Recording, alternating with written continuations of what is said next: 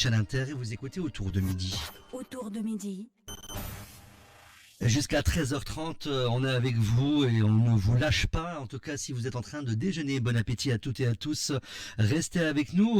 Je reçois mon deuxième invité aujourd'hui dans Autour de midi. Lui, il n'a pas froid aux yeux, metteur en scène, réalisateur. Il raconte l'enfance volée, les luttes, les cicatrices. Lotfi Achour est avec nous pour nous parler des Enfants Rouges, son nouveau film en avant-première ce vendredi à Gasserine. On va commencer tout de suite par votre portrait, Lotfi Achour, si vous le voulez bien. En tout cas, vous êtes un auteur, metteur en scène et réalisateur franco-tunisien, c'est bien ça, reconnu pour votre contribution significative au théâtre et au cinéma. Vous êtes né à Bebsouika, un quartier historique de la Médina de Tunis. Vous vous installez en France à l'âge de 20 ans pour étudier à la Sorbonne, où vous vous spécialisez dans le théâtre et le cinéma. Vous avez également suivi des ateliers de réalisation documentaire aux ateliers Varan.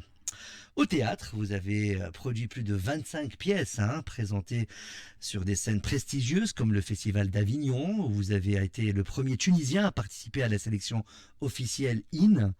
Parmi vos œuvres théâtrales marquantes figurent L'Angélie en 1998 et Macbeth, Leila et Ben, une histoire sanglante en 2012, une coproduction avec la Royal Shakespeare Company pour les Jeux Olympiques de Londres. Vous avez également dirigé le théâtre Rio à Grenoble, consacré à l'art contemporain. En tant que cinéaste, vous vous êtes distingué avec plusieurs courts-métrages primés, dont La laine sur le dos en 2016, sélectionné au Festival de Cannes, et Père en 2015. Votre premier long-métrage Burning Hope en 2016 explore les défis post-révolutionnaires en Tunisie, et votre dernier film, Les Enfants Rouges, Red Path, sorti en 2024, aborde la violence extrême dans un contexte rural en Tunisie, tout en mettant en lumière la résilience de la jeunesse face à ces traumatismes. Lotfi Achour, vous êtes également cofondateur de l'APA. Qu'est-ce que l'APA? C'est artiste producteur associé, une structure dédiée à des créations innovantes dans le cinéma, le théâtre et la musique. Vous vous distinguez par votre capacité à mêler réalisme et onirisme, tout en abordant des thématiques sociales et politiques complexes. Lotfi Achour, bonjour. Bonjour. Merci beaucoup pour ce portrait. Est-ce qu'on a fait un peu le tour? Oui, pas mal, oui. On va commencer, Lotfi Achour. Bonjour, bienvenue dans Autour de midi. Avant de parler du film, pouvez-vous nous dire comment est née l'idée des Enfants Rouges? Alors, l'idée est née quelque temps après le crime, parce que le crime, je crois que quand on parle de ça ici, chez nous en Tunisie, on n'a pas besoin de rappeler à quel point ce crime nous a marqué, à quel point il a été comme un point de rupture aussi. C'est-à-dire que c'est une histoire qui n'est pas un crime ordinaire, c'est un crime à la fois abject et à la fois que j'ai trouvé plein de significations et de symboles. C'est-à-dire, donc l'idée du film, on en reviendra peut-être. Bien sûr, mais l'idée du film est née, à ce moment-là pour la force tragique que contient ce crime et sa mise en scène. Mais elle est née aussi surtout l'idée un peu plus tard, c'est-à-dire au moment de l'assassinat du deuxième frère en juin 2017, donc un an et demi après Mabrouk, c'est Khalifa Soltani qui a été assassiné un peu dans les mêmes conditions.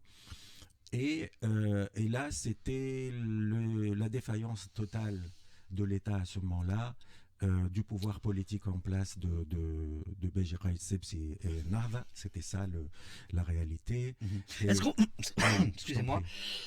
Est-ce qu'on peut rappeler quand même le pitch du film, le résumé du film, pour mettre un peu les gens dans le contexte? Alors qu'ils font paître leur troupeau dans la montagne, deux adolescents sont attaqués par des djihadistes. Nizar, 16 ans, est tué, tandis qu'Ashraf, 14 ans, doit rapporter un message macabre à sa famille. Et de là commence le film. Je veux dire, c'est un peu ça. Enfin, c'est pas ça, c'est ça. C'est ça et on a vécu ça. Oui, on a C'est vécu une ça. histoire Alors, vraie. bien sûr, tout à fait. Voilà. Alors dans le pitch, D'accord. évidemment, on dit pas tout parce que Oui, oui, oui, non, l'idée, non, c'est bien de, sûr. De c'est à laisser la un fois peu, bien sûr, de, oui, la magie. d'avoir, de donner envie Envie, oui. aux gens de venir voir Non, on le va leur film. donner envie. On va leur Oui, donner oui. envie.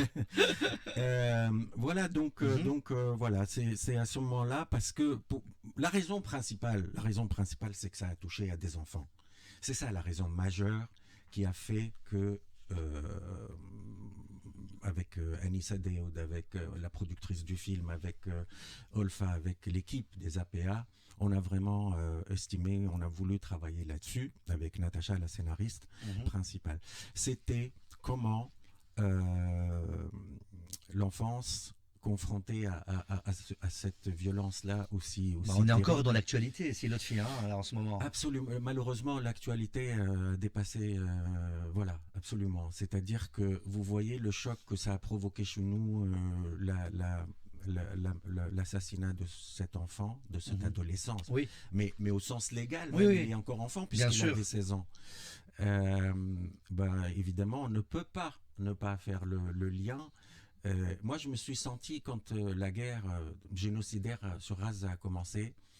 Et on était en pleine finalisation en fait de la fabrication du film et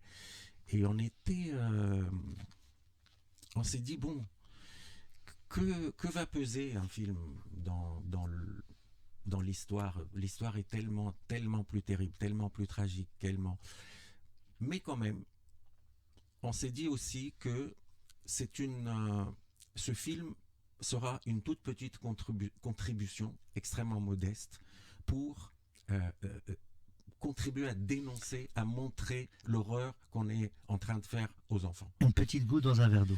Une petite goutte dans un océan, Oui, aussi. Mais malgré tout, le film qui a fait des dizaines et des dizaines de festivals vraiment dans le monde Oui. entier, moi je l'ai beaucoup accompagné. Je pense que ça permet, c'est un moyen pour parler aussi. On n'a pas arrêté nous de parler de ce qui se passe. Alors, on va revenir sur le fond, hein, l'autre fer à chaud. J'ai Oui, préparé un truc, on va le suivre. on va se suivre. D'accord. Alors, pourquoi, déjà, alors, on va parler, on fait une introduction et le contexte, hein. Oui. Pourquoi avoir choisi Gasserine et sa région comme lieu central du récit? Parce que ça a été, Parce que tout simplement, le le s'est crime passé a eu là-bas. lieu à Jbal Emril, qui est Qui fait partie de Gasserine. qui fait partie de la région de Gasserine, Mhm. Sidi Bouzid, Sbit, Tout simplement, etc. alors. Tout simplement, Mhm. dans la mesure où aussi, après, pour la fabrication du film, Mhm. on peut en dire deux mots. Là, on a beaucoup travaillé avec des centaines d'enfants et d'adolescents qui sont de la région. Oui. Et les trois acteurs principaux qui ont été finalement retenus pour le film sont tous les trois d'ailleurs Originaire. Ali il est de Jbal Samem, Wided et Yassine ils sont de Shraya, ils sont entre Sbitla et Gasserine, pardon. Mhm. Donc ça a un sens. Ça a un sens. C'est un salut, c'est un hommage aussi qu'on rend à cette région, à Qui est sa un peu, population totalement marginalisée depuis des lustres. Oui. Et donc, pour nous, c'était évident qu'il fallait commencer Le point de départ, il est le point là-bas. de départ de la tournée et de Ouais. la sortie du film Tout à fait. qui sort dans les salles le 23. Alors, c'est l'autre fer à chaud sur le fond du film, hein, on va parler un peu. Ce film, il évoque la violence à travers le regard d'un enfant. Mhm. Pourquoi ce choix de point de vue? Ce choix de point de vue parce que l'idée était d'essayer d'aller dans l'intériorité de cet enfant pour savoir comment un enfant peut comment faire face à ça, comment faire face et essayer de s'en sortir, parce qu'à la fin quand même il y a un peu d'espoir malgré Mhm. tout. Mais c'est ça. Et donc on s'est dit que le meilleur moyen d'essayer, c'est d'être du point de vue de l'enfant, d'être vraiment, on est à l'intérieur de la tête de l'enfant, à l'intérieur de son cœur, de ses sentiments, de son De imaginaire, ses émotions. de ses émotions, absolument. Mhm. Donc ça nous a paru, on a C'était évident, quoi. oui, enfin c'était à la fois évident et à la fois le développement du scénario a pris 3 ans quand même. Donc Mhm. entre la version 1 et la version 18 qu'on a tournée, c'est 3 ans Il y a de un écart. réécriture. Et donc on affine aussi son sujet et Et assez rapidement, effectivement, on était convaincus que c'était le meilleur point de vue. Alors vous avez choisi de ne pas montrer les bourreaux, hein, mais de vous concentrer sur les conséquences du crime. Était-ce un choix politique, poétique ou les deux? C'est un choix politique. C'est-à-dire, moi, ce qui m'intéressait, c'était de montrer la violence et ses conséquences surtout. C'est surtout l'impact, les conséquences de la violence. Parce que souvent, on parle de ceux qui produisent la violence, mais la violence est finalement, si on devait parler par exemple des djihadistes, bon, j'aurais montré les djihadistes, j'aurais montré des gens avec des barbes, des ramis, etc. Je pense que ça n'aurait rien apporté si on s'arrêtait là. Ça n'aurait rien apporté de plus que les infos, que le journal télévisé ou qu'un reportage. Or, le cinéma doit aller beaucoup plus loin et dans la complexité. Donc, si je devais montrer les djihadistes, il aurait fallu que je travaille aussi sur eux, c'est-à-dire d'en faire des vrais personnages, d'essayer de comprendre pourquoi ils font ça, sans les justifier, bien sûr, mais d'essayer de déconstruire aussi les choses. Mais moi, c'est pas ça qui m'intéressait. Moi, ce qui m'intéressait, parce que la violence, en plus, telle qu'elle est exercée, elle est tellement rapide dans le film, elle est tellement soudaine et brutale, que je pense que les enfants n'ont même pas, lui-même, il n'a même pas le temps de voir ce qui se passe. Il n'a même pas le temps de réagir. Et comme aussi on est de ce point de vue-là, on a essayé de faire en sorte que le spectateur voit ou ressent ce que lui a ressenti. Et lui, il n'a pas vu. Il le dit d'ailleurs plus loin. Bon, il est dans une forme de déni, mais il le dit dans le film. Donc en fait, et ça permet aussi d'élargir un peu la question de la violence, de l'impact de la violence. Vous parliez tout à l'heure de ce qui se passe à Gaza ou de ce qui se passe aujourd'hui au Soudan avec des 12 millions de personnes qui vont mourir de faim. Donc, les sources des violences, on les connaît. Là où on s'attache moins, malheureusement, au bout d'un moment, les gens deviennent des espèces d'ombres. Comme ça, on voit des enfants brûlés, on voit des enfants décapités, ils ne sont pas identifiés, ils n'ont pas de nom. Heureusement qu'il y a des gens qui font ce travail, à Gaza notamment, quel dur contre travail. la déshumanisation, en fait. Et donc, je pense qu'en allant sur la violence et non pas sur la source de la violence, on élargit aussi le ressenti de la violence. Alors, quelle place occupe la mémoire collective dans ce film? Peut-on parler d'un film de transmission? Absolument, absolument. Moi, je suis extrêmement attaché à la mémoire collective. Je fais un travail assidu depuis quelques années là-dessus.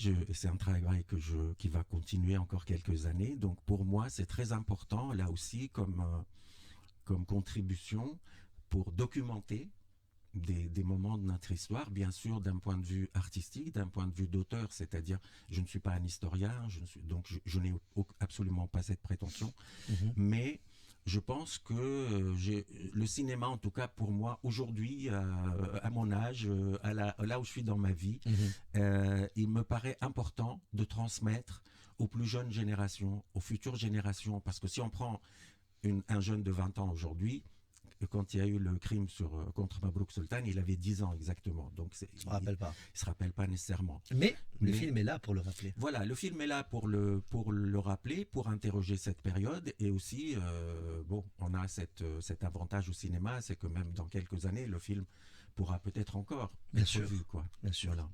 On va parler sur les choix esthétiques et de mise en scène. La nature dans le film est à la fois hostile et sublime. Quel rôle avez-vous voulu lui donner? Je crois que Parce qu'elle a un rôle quand même dans le film, sûr, cette nature. La nature est un des acteurs majeurs du film, c'est un acteur très important. Et je salue ici une personne qu'on cite rarement c'est Aïssam Salah, qui est le régisseur général du film. Ça, c'est les hommes de l'ombre. Et c'est un gars, je le remercierai jamais assez parce que lui, il est du Kef. D'accord.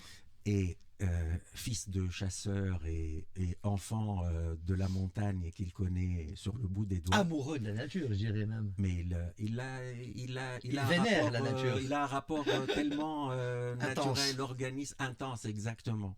Et Aïssam a été celui qui nous a trouvé tous ces décors magnifiques. Il a trouvé les bons spots. Oui, on a Jbal Slata, Garn al-Halfaya, etc. Bon, bien sûr, la table de Jugurtha, ça tout le monde connaissait, mais des endroits plus secrets. Et il faut qu'il reste un peu secret aussi. Donc la nature, elle est très importante, comme vous avez dit, parce que je pense que dans le ressenti, dans le vécu des gens qui sont dont la vie est inscrite dans le monde rural et dans un monde où la nature est aussi puissante, la montagne est vraiment à la fois un lieu de plaisir, un lieu de promenade, un lieu de chasse, mais c'est aussi un lieu de violence, en tristesse. De tristesse aussi quand on a le blues, peut-être quand on va au bord de la mer ou on monte dans la montagne. D'ailleurs, moi, en découvrant pendant plusieurs semaines, plusieurs mois même, tous ces paysages et toute cette nature de la région du Kef, Tejelouine surtout. Magnifique. Franchement, je me suis dit, mais maintenant j'ai besoin de faire des pèlerinages là-bas. C'est vrai, hein. Oui, pour décompresser, pour retourner, recharger les batteries. Je la connais un peu, la montagne, se promener, je sais comment on y monte, donc c'est super. Le film, il oscille entre réalisme cru et dimension onirique. Comment avez-vous travaillé cette tension? Alors, on a travaillé ça, comme je vous disais, tout d'abord assez naturellement, dans la mesure où, comme on se plaçait à l'intérieur de la tête de ce gamin, et que l'histoire, le film se passe sur 48 heures. Il se déroule sur 48 heures. Donc les premières 48 heures après le choc, après le crime, et cet enfant est encore traumatisé parce qu'il vient de vivre. Et donc, il est aussi comme n'importe qui d'entre nous face à une situation aussi de mort subite, de mort violente. Là encore appelé aussi les violentes, mais même un accident de la route ou ça peut être très violent aussi, oui. Voilà, ou même un arrêt cardiaque, quelqu'un qui était en bonne santé tout d'un coup. Donc on n'y croit pas. En général, notre première réaction, on dit c'est pas vrai, c'est du déni. C'est du déni. Et donc on est exactement, ce gamin, il est dans le déni et il est dans une confusion mentale, donc et émotionnelle. Donc il y a un combat dans sa tête entre le réel et l'irréel. Exactement. Entre le virtuel et le réel. Entre est-ce que son cousin est encore vivant ou pas, entre le choc. Voilà, il ne sait pas ce que c'est exactement la mort. On ne sait pas dans les premiers temps. Il nous faut des années pour nous habituer à la perte de quelqu'un. Donc, c'est pour ça que la dimension onirique ou la dimension imaginaire du film aussi, elle est traitée avec beaucoup de naturel. C'est-à-dire que parce que à l'intérieur de lui, il fait ses passages. Alors justement, ça nous emmène à cette question encore, une dernière question sur le volet esthétique et la mise en scène. Vous avez choisi de tourner donc avec des enfants non professionnels, qu'on le dise bien, c'est important, issus de milieux ruraux. Pourquoi ce choix et comment s'est passée justement la préparation avec eux? Parce que c'est pas des pros, donc il y a quand même une préparation, j'imagine. Il y a eu beaucoup de préparation. Alors une autre question rattachée à celle-là, est-ce qu'il y avait un soutien psychologique avec vous est-ce qu'il y avait des psychologues avec vous? Est-ce qu'il y avait des pédopsychiatres peut-être pour justement absorber ce choc ou essayer de... D'abord, on avait un médecin et un infirmier tout le long du tournage. D'accord, c'est partie de l'équipe. D'accord. C'est important pour des films comme ça. Mais c'est très important. C'est très important pour les gamins, mais pas que, même pour les autres. Même les adultes en ont besoin. Même on avait, quand on tournait de nuit, on avait plus de scorpions par terre que c'était. Non, mais c'était parce qu'on a tourné en pleine chaleur. On va y arriver, ça. Juin, juillet. J'ai des questions sur ça aussi. Sur les enfants. Pourquoi ce choix du monde rural? Pour une raison très simple. D'abord parce que je voulais vraiment, on vient de parler de la montagne et de la nature, et je voulais vraiment des acteurs, même les adultes d'ailleurs, les acteurs adultes. J'ai choisi des acteurs adultes qui ont aussi un rapport très fort à la nature et au monde rural, etc. J'ai pas fait de casting vraiment à Tunis, j'ai pas fait de... Il n'y a pas de tête d'affiche, il y a pas de... Il y a tête d'affiche, il y a Latif Al-Ghafsi, Salha Nasraoui, qui sont les deux actrices les plus expérimentées pour le cinéma, et Mounir Khazri Nourdine Hamem et Rayan Qaroui, ils sont aussi très expérimentés dans le théâtre. Donc c'était tous des acteurs bien expérimentés et très talentueux. Et pour les enfants, j'avais vraiment envie, et même comme une nécessité, de prendre des enfants qui ont l'habitude de la montagne, qui ont l'habitude de la nature. Ali, comme je vous disais tout à l'heure, le rôle principal, il habite à Jebel Samem. Il habite au pied Pour de lui, Jebel son Samem. jardin, c'est la montagne, quoi. Pour lui, il a l'enfant du film qu'il incarne, qui va à l'école. Bon, là, en l'occurrence, dans le film, à un moment, il arrête l'école, mais qui va à l'école et en même temps, il s'occupe des chèvres et il les emmène dans la montagne où il va jouer. C'est sa vie aussi. Et donc, il a un rapport réellement organique. Ali, Ouidé, Dessine, quand il marche, moi, j'étais à 4 pattes parfois pour monter dans la montagne. Et eux, ils marchent naturellement. La manière de s'asseoir, la manière de toucher une pierre, la manière de ramasser un petit caillou, de tenir un bâton, c'est vraiment tout ça. Ces détails-là qui montrent ces détails qui font que ils ont eu vraiment beaucoup, ils sont formidables dans le film. Aussi grâce à toute la préparation de plusieurs mois qu'on a fait de répétition, mais aussi parce que ils étaient dans leur élément. Exactement. Ça veut pas dire que quand on est acteur, on peut bien sûr, on sort de sa zone de confort. Oui, il faut, et on apprend beaucoup de choses par le métier d'acteur. Mais eux, comme vous avez dit, étant jeune, c'est la première expérience. Je voulais aussi être dans une proximité entre eux et les personnages. On va parler un peu sur la production. Le tournage a connu des conditions climatiques extrêmes, comme vous l'avez évoqué dans une interview que j'ai regardée. Comment cela a-t-il influencé la réalisation du film ? Bon, c'était vraiment un choix, un mal nécessaire. C'est-à-dire que, encore une fois, pour revenir à la nature, qui est, c'est pour ça que je disais, un acteur majeur, il fallait qu'on ressente la sécheresse, il fallait qu'on ressente la chaleur. La réalité, en fait. La réalité, surtout quand ils sont en bas et qu'on voit qu'il n'y a rien qui pousse. Et réellement, il n'y a plus rien qui pousse, même dans des régions de Tejerouine.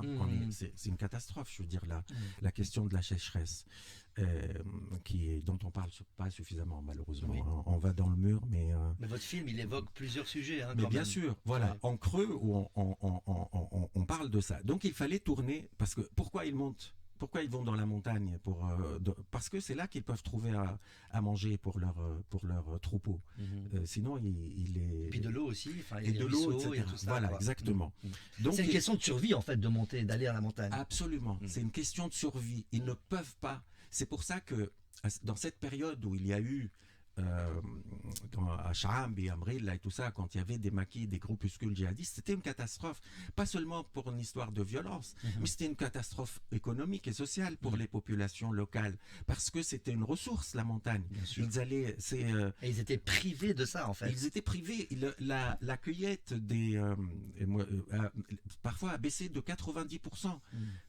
C'est énorme. C'est énorme. Les gens vivent de Za'ter, le Klil, le Fosdaq, etc. C'est un quotidien pour le Zgougou.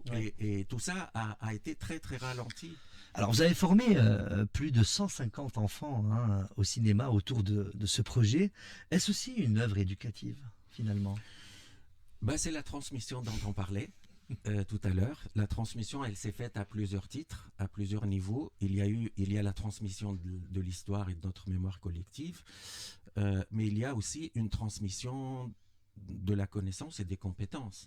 Ça, et c'est aussi inventer un modèle économique pour faire du cinéma quand on n'a pas beaucoup d'argent. C'est-à-dire que tous les techniciens, les gens formés, etc., les écoles de cinéma sont toutes à Tunis. Donc les gens, s'ils veulent trouver du travail dans l'audiovisuel, dans la télé, dans le cinéma, il faut rester à Tunis. Donc les régions, même s'il y a des gens qui viennent des régions pour se former, ils restent. On n'a pas de techniciens. Maintenant, par exemple, à Toulouse, on a un petit peu quelques personnes, des relais, régie, etc., sur qui on peut compter, parce qu'il y a eu des tournages, il y a des spots, il y a des films, etc. Donc, la région du Kiev, qui est une région magnifique, en termes de possibilités de décor pour tourner, c'est superbe. Il y a des choses magnifiques. Mais pour pouvoir tourner dans les régions, il y en a d'autres en Tunisie. C'est normal. On ne peut pas, parce qu'il faut amener toute l'équipe. Nous, sur le film, on était entre 100 et 120 personnes par jour. C'est un très, très gros projet.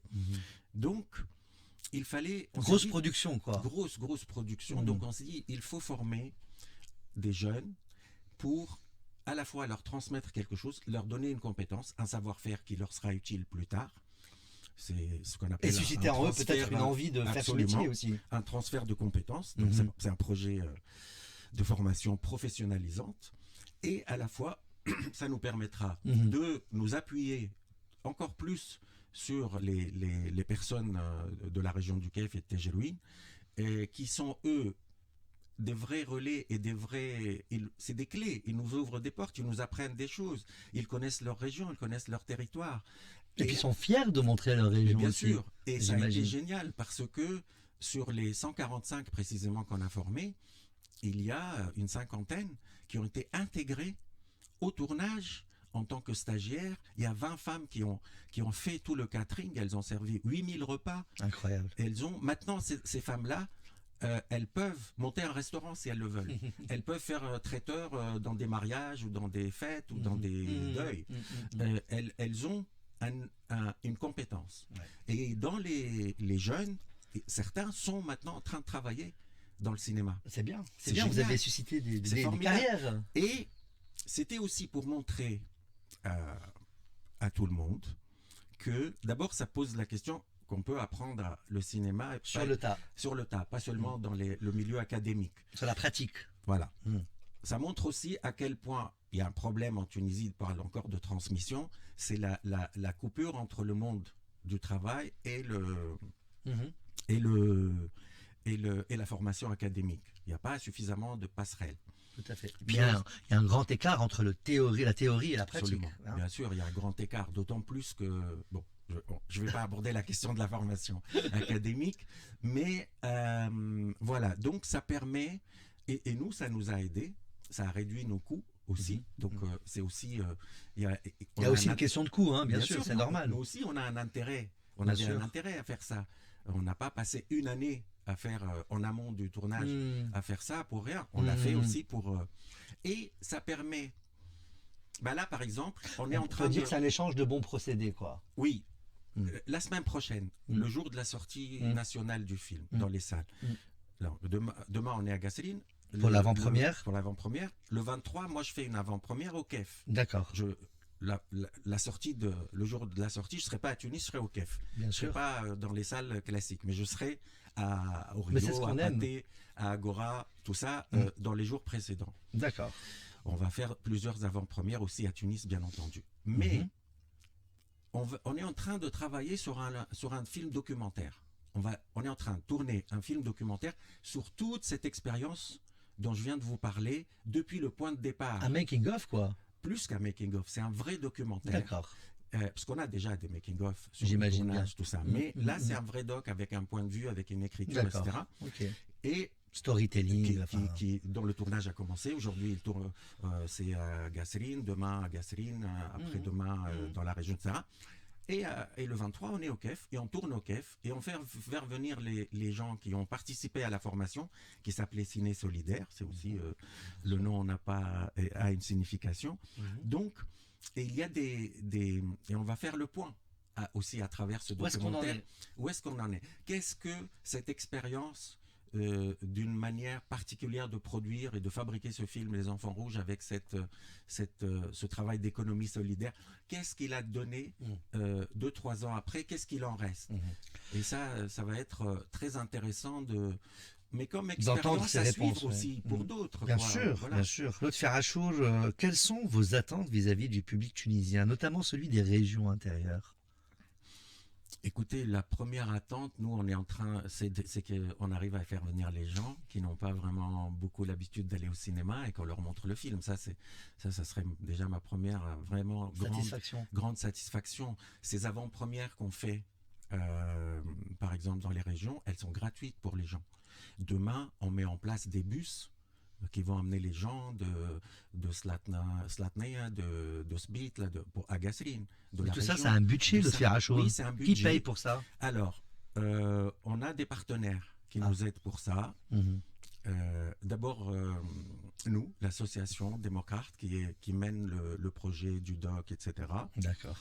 On a le soutien de la coopération suisse. sur cet aspect documentaire. Mhm.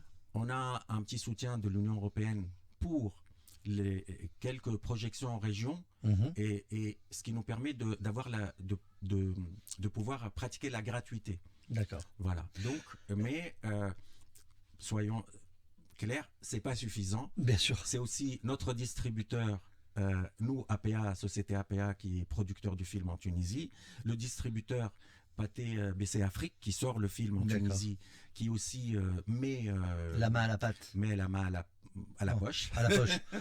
Et à la pâte aussi, parce qu'on travaille tous ensemble sur le terrain. D'accord.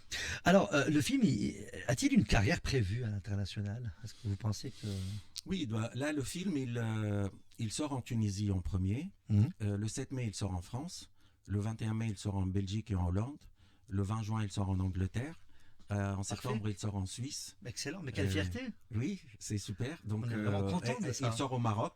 Okay. Aussi, on n'a pas encore la date, mais il va sortir au Maroc, au Sénégal probablement, parce que Pathé BC Afrique distribue sur 24 pays africains. Donc, ils vont essayer de distribuer le film au maximum. Et il y aura bon, je ne vais pas le dire maintenant. Pas d'exclusivité? Non, pas tout de suite. C'est pas encore. D'accord. Un regard plus personnel, Lotfi Aracho. Comment ce film s'inscrit-il dans votre parcours artistique entre théâtre et cinéma? Sincèrement, je pense que ce film est un peu la somme de plus de 30 ans de carrière. Mmh. C'est-à-dire que dans toutes ces années, j'ai l'impression d'être un jeune réalisateur.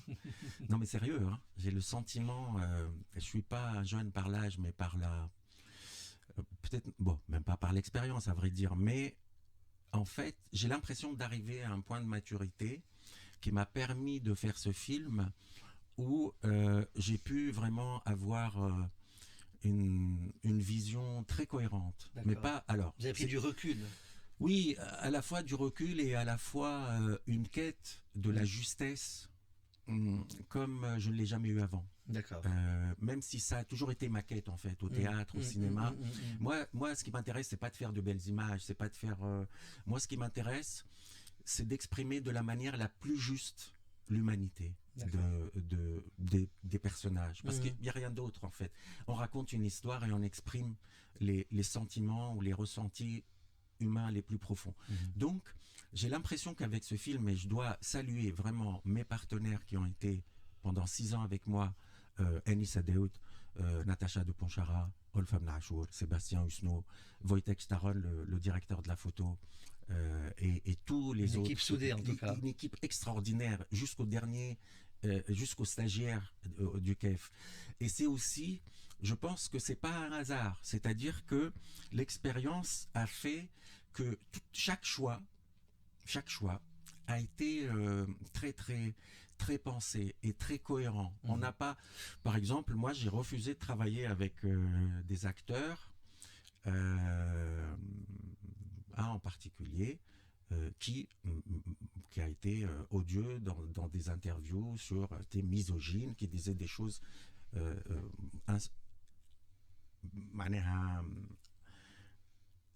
impossible à accepter, inacceptable à l'époque sur une actrice, etc. Je ne peux pas. Donc il y a une cohérence. Bien sûr. Il y a une cohérence entre ce que je suis dans mes valeurs. Et les valeurs que vous portez. Voilà. Et parce qu'on se lance pas dans le cinéma, c'est pas un truc, contrairement à ce que, en tout cas chez nous, c'est pas un truc qui te rend riche ou qui. Bien sûr. Non, je pense pas. Quand on passe 6 ans, c'est 6 ans de notre vie, hein, les enfants rouges. Quand on passe 6 ans là-dessus, on se retrouve, on n'est même pas payé au SMIC à la fin. Mais donc on le fait parce que on y croit, et si on y croit, on ne peut pas. Moi, je ne peux pas accepter que dans mon équipe ou à l'image, il y ait à l'image ou derrière la caméra quelqu'un qui n'y croit pas, ou en tout cas quand je sais qu'il a des valeurs qui sont opposées aux miennes, c'est radical. Je ne peux pas, quel que soit l'importance et la compétence de cette personne. Donc en fait, c'est un mélange. C'est toute une vision. C'est une synthèse de tout ça, ce film. C'est comment j'ai appris à travailler avec les acteurs. C'est le temps aussi. J'ai appris à prendre le temps. C'est dur d'apprendre à prendre le temps. Mais oui, mais ça, pour moi, c'est le plus grand enseignement de ce film, en fait. Vous, en tant qu'artiste franco-tunisien, ressentez-vous une responsabilité particulière dans la manière de raconter ces histoires? Totalement. Totalement, parce que c'était une de nos plus grandes peurs, de raconter l'histoire inspirée de l'histoire de Mabrouk Soltani en n'étant pas à la hauteur, ou en la trahissant, ou en n'étant pas à la hauteur de l'émotion de la famille, de la tragédie pour la famille, ou tout simplement en n'étant pas à la hauteur de l'émotion des Tunisiens, qui sont des millions à avoir été touchés, comme nous tous, par cette histoire. Donc, c'est vraiment une grande responsabilité, et on a beaucoup pensé à ça, beaucoup. En même temps, on s'est dit, la meilleure manière de servir, de rendre hommage à eux et à toutes les victimes du terrorisme en Tunisie, et de toutes les violences d'ailleurs en Tunisie, c'est d'être libre. Oui. C'est-à-dire de raconter l'histoire comme on la ressent, comme on l'a écrite, dans la liberté artistique, sans compromis avec personne. Le film ne laisse personne indemne. Ah non. L'État en prend pour son grade parce qu'il n'a pas assumé sa responsabilité à ce moment-là. Même à l'intérieur de la famille, les gens La société en prend aussi pour son grade. Voilà. Donc on n'a pas... La responsabilité, elle est collective. C'est aussi de dire aux gens, on ne peut pas être dans le déni. Quelqu'un dont on a coupé la tête et qu'on l'a mise dans un sac, dans un frigo, ça ne s'est pas produit dans un autre pays imaginaire, ça s'est produit ici, en Tunisie, en 2015.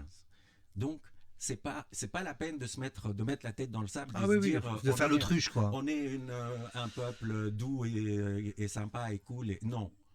Il y a aussi cette facette-là. Il y a aussi cette facette-là. Et à ce moment-là, au moment où ça a eu lieu, le président de la République de l'époque n'a rien eu, n'a pas été comptable de ça. Le gouvernement n'a pas été comptable de cela. Non, mais c'est abominable ce qui s'est passé. Donc on ne peut pas passer comme ça, passer ça et passer là-dessus et se dire... On ne peut pas tourner la page. Non, on ne peut pas tourner la page. Il faut laisser une marque dans l'histoire, bien sûr. Sans le dire après. D'où le film est sorti, c'est heureusement. On le dit avec nos outils à nous. Bien sûr. Mais on n'est ni la justice ni les historiens. Mais on marque l'histoire. Pour moi de marquer ça. Tout à fait. Un mot, une dernière question de Lotfi Achour, un mot pour les jeunes de Gasserine ou d'ailleurs qui voudraient faire du cinéma. Eh bien, évidemment, moi, j'aimerais les encourager. J'aimerais. Ça sera l'avant-dernière question parce que j'en ai encore une dernière. Oui. Après ça. Non, mais j'aimerais en fait lancer un appel à mes camarades aussi, plutôt dans les métiers artistiques, de s'intéresser un peu plus aux régions, d'y aller, de faire des choses. Franchement, on peut tous trouver 4-5 jours par an pour aller faire des ateliers, par exemple. Tout à fait. Comme ça, gratuitement, dans une maison de jeunes, dans une maison de la culture. Bon, ça commence, il y en a qui le font, mais il faut que ça continue. Oui, tout à fait. Oui, mais moi, voilà, je ne suis pas langue de bois. Souvent, les gens le font pour des... Il y a beaucoup de trucs économiques. Il y a beaucoup d'intérêt derrière. S'il n'y a pas un intérêt... Enfin, il y a des gens qui le font. Mais pas assez. Voilà. À mon avis, pas assez. Ceux qui le font, c'est génial, je les salue. Mais pas assez. Il faut aller aider. Il faut aller transmettre. Parce que... Il faut aller sensibiliser. On n'imagine pas ce que ça veut dire pour une jeune fille ou un gars, un adolescent, de voir arriver un metteur en scène ou un acteur connu qui va les initier, de voir quelqu'un arriver avec une caméra et les initier à ce que c'est, comment filmer. Surtout qu'aujourd'hui, les outils sont très simples. Oui. On peut travailler avec des téléphones, on peut travailler... Donc, on n'a plus ce problème aussi économique de matériel, etc. Dernière question, Lotfi Achour. Est-ce qu'aujourd'hui, vous avez encore espoir et confiance en la jeunesse après tout ce qui se passe depuis le début jusqu'à maintenant, Est-ce que notre jeunesse a encore de l'espoir? Est-ce qu'on a encore un avenir? Comment vous voyez un peu les choses? Est-ce que vous êtes optimiste? En fait, l'espoir, Fait vivre. Non, non. Bon, heureusement. Oui. Non, si je prends littéralement votre question, est-ce que j'ai un espoir dans la jeunesse? Dans la jeunesse, oui, évidemment. Évidemment. Toutes les jeunesses. Et même à toutes si elle les n'a plus de époques. rêve, même si elle part, Mais si c'est pas elle... vrai qu'elle n'a plus de rêve. Toutes les jeunesses ont une rêve. On a tous eu des rêves et je pense que il faut vraiment. Moi, je veux pas avoir un discours de vieux qui dit que la jeunesse. Non. Je pense que je n'ai jamais eu de doute, même si on est dans une... Il faut essayer de comprendre l'époque. Bien sûr. Comprendre l'époque. L'époque aujourd'hui n'est pas celle de ma jeunesse à moi. Donc, elle a des spécificités, elle a des outils différents, le monde est différent. Donc, je n'ai aucun problème et aucun doute sur la force de la jeunesse, sur la force de ses rêves et sur la capacité de son énergie et sa capacité à transformer les choses. Le problème qu'on a toujours eu, nous, particulièrement en Tunisie, et même dans le monde, ce ne sont pas les jeunes, ce sont les vieux. Ce ne sont pas les jeunes, ce sont les vieux qui gouvernent, ce sont les vieux qui sont au pouvoir, ce sont les vieux qui décident. Moi, je fais partie plutôt des vieux que des jeunes. Mais le problème, c'est nous. C'est quand on dit qu'il faut aller transmettre, nous, on doit le former faire. pour. Ou former, oui. Il y a quand même quelque chose, une anomalie dans le fonctionnement du monde qui a toujours eu lieu, que des gens de 80 ans et plus, quand même, en Tunisie, on a eu un président qui avait plus de 90 ans, mais c'est hallucinant. Qu'est-ce qu'il comprend du monde d'aujourd'hui? Rien. Il ne comprenait rien. Mais c'est pas lui. Même pas dans la réalité. C'est pas lui spécifiquement. Je veux dire Trump. Oui, bien sûr. Oui. Et donc le problème, c'est que je pense que il faudrait presque limiter, mais beaucoup plus bas, l'âge maximal. L'âge maximum des responsabilités. Ouais. Qu'on soit ministre, qu'on soit président, qu'on soit député. Il ne faut pas que ça soit à 70 et 80 ans. Parce qu'après, ils sont décalés de la réalité. Mais ils ne savent plus rien de la réalité. Moi, je ne sais plus rien de ce que vivent les gens de 15 ans et de 20 ans. Il faut que j'aille à leur contact. Ouais. Il faut que j'aille, comme j'ai essayé de le faire, on revient au début avec les gamins là, de Smith là, et tout ça. Il faut aller à leur rencontre. Je suis à leur rencontre. Ils m'ont aidé à écrire les dialogues du film parce que moi, j'écris des dialogues. Après, on les adapte au dialecte. Mais eux, ce qu'ils disent, leur langue à eux d'aujourd'hui ou de 2015 quand on a 14 ans, mais moi c'est pas la mienne. Et si je faisais un film dans ma langue à moi, dans mon idiome à moi, mais je serais le film serait ringard, le film serait complètement nul, parce que il est déconnecté. Or, je prends cette image parce qu'en fait c'est exactement ce qui se passe. On prend des décisions pour des gens qui ont 15 ans alors qu'on en a 70. Donc, c'est pas possible. Il y a un problème en tout cas. Il y a un grand décalage. Donc, non pas que je fasse du jeunisme, les vieux, je vais nuancer un peu, les vieux, ça peut avoir aussi des choses intéressantes à dire et à faire, parce qu'il y a aussi... mais il faut que l'articulation, la combinaison des décisions, de la pratique soit du pouvoir, il faut qu'elle mêle les deux. Il faut qu'on entende les voix même des gens qui ont 12 ans, 15 ans. Bien sûr, pas c'est nécessairement très important. Pour savoir c'est si le on futur. fait une guerre ou pas. Ça, c'est une décision, ok. Mais sur d'autres sujets, ils seront beaucoup plus pertinents que nous. Lotfi Achour, metteur en scène, réalisateur, cinéma, théâtre, en tout cas 30 ans de carrière. Vous sortez votre dernier film, Les Enfants Rouges, Red Path, sorti en 2024 et qui commence en avant-première à Gasserine. Il sera aussi en avant-première au KEF et sortie nationale la semaine prochaine dans toutes les salles de cinéma. Allez le voir, c'est un film qui aborde la violence extrême dans un contexte rural en Tunisie, tout en mettant en lumière la résilience de la jeunesse face à ces traumatismes. Un film choc, un film qui restera dans la mémoire et vous en sortirez pas indemne de la salle de cinéma, et que ça va susciter beaucoup de questions, que ce soit sociétales, politiques ou environnementales. Merci d'avoir accepté notre invitation. Et je dois juste rajouter que beaucoup de projections seront suivies d'une rencontre avec l'équipe, avec débat, moi. C'est génial, il faut qu'on débatte à cette occasion, donc venez débattre. Voilà. Merci encore une fois, Lotfi Achour, d'avoir accepté notre invitation sur la onde de Radio Tunis, chaîne internationale. international. Dans moins de 9 minutes, rendez-vous avec les rappels des titres et des informations. Bien sûr, juste après, on continue avec la playlist et à 13h30, rendez-vous avec le journal complet. Autour de midi, ça continue. Christine and the Queens avec Christine. Il y aura du Prince avec Purple Rain. Restez avec nous, c'est autour de midi. Autour de midi,